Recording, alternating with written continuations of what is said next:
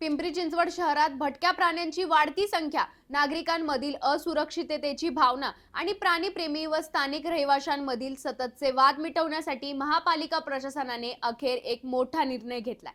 महापालिकेने भटक्या प्राण्यांना अन्न देण्याबाबत एक सविस्तर आणि कडक नियमावली जाहीर केली आहे. सार्वजनिक सुरक्षा आणि प्राण्यांचे संवर्धन यामध्ये एक समतोल राखण्यासाठी ही पावले उचलण्यात आली असून नियम मोडणाऱ्यांवर कायदेशीर कारवाई करण्याचा इशारा प्रशासनाने दिलाय.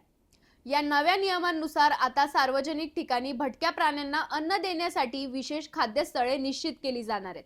तर गृहनिर्माण संस्थांना त्यांच्या आवारात स्वतंत्र जागा ठरवण्याचा अधिकार असेल. सर्वात महत्त्वाचं म्हणजे प्राण्यांना शिळं अन्न, बिस्किट, तेलकट पदार्थ आणि चिकन वेस्ट देण्यावर पूर्णपणे बंदी घालण्यात आली आहे.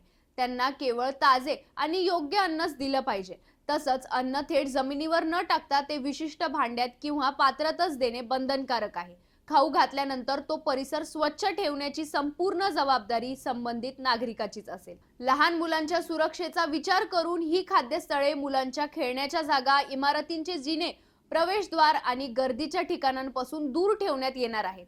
तसेच प्राण्यांना अन्न देण्याची वेळही निश्चित केली जाणार आहे. महापालिकेने ही नियमावली जाहीर केली असली तरी तिची प्रत्यक्ष अंमलबजावणी कशी होणार आणि उल्लंघन करणाऱ्यांवर नेमकी काय कारवाई केली जाणार याबाबत अद्याप पूर्ण स्पष्टता आलेली नाही. आणखीन घडामोडी जाणून घेण्यासाठी पाहत रहा पिंपरी चिंचवड न्यूज. सोबतच आमच्या फेसबुक आणि इंस्टाग्राम चॅनलला फॉलो करायला विसरू नका. तसेच यूट्यूब चॅनलला सबस्क्राईब करायला विसरू नका.